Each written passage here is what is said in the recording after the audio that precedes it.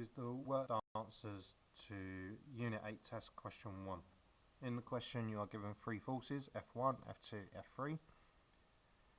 F1 is given, F2 is given, F3 is unknown and is in the form of AI plus BJ. We are also told that particle P is in equilibrium. So what that means is that it's not accelerating. It means the three forces are in balance. So I'm going to start the question by drawing a picture. So I'm going to draw my particle. I've got my first force, 6i minus 4j, so 6 to the right, 4 down.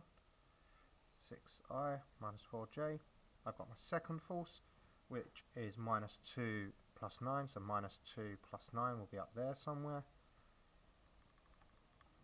And my third and final force is unknown, which is a plus b.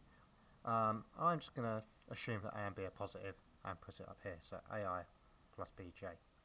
Like we said a second ago, the resultant is 0 and everything is balanced, so the horizontal and the vertical must equal 0. So what I'm going to do is I'm going to collect like terms. So I'm going to add my horizontal components together first.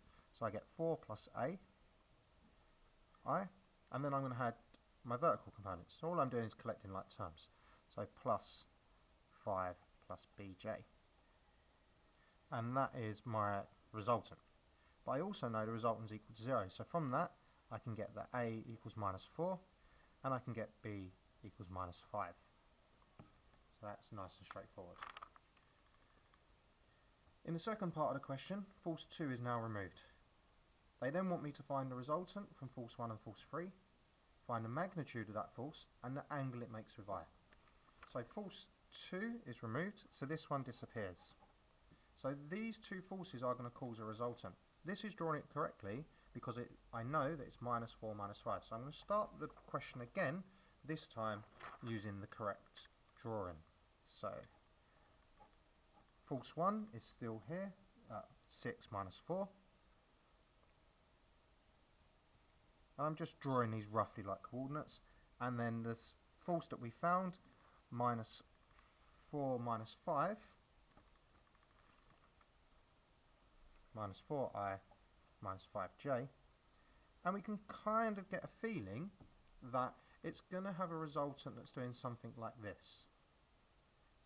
The right force of this vector and the left force of this vector are going to kind of cancel out. But the downwards forces of both of these, they're going in the same direction, they're coming down, so they're going to basically be added together. So I can kind of see my resultant wants to do something like that. By doing this plus this, I get 2i minus 9j. And that is the resultant vector. From there I could use F equals ma and start working out accelerations if I was given the mass of the object, but all I've been asked to do is find the modulus of r, so the size of it, so I'm going to use Pythagoras, so that's 2 squared plus 9 squared square rooted, which gives me root 85.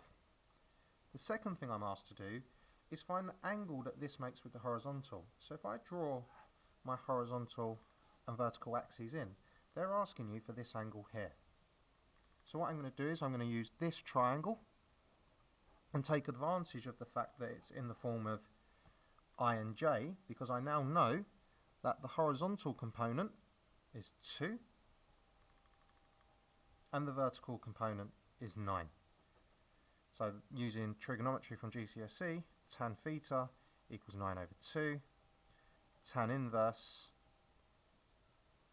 of 9 over 2 will give me the angle, which is 77.47, I believe. Just check that. 77.47, but we was asked to one decimal place, so the final answer I'm going to give is 77.5.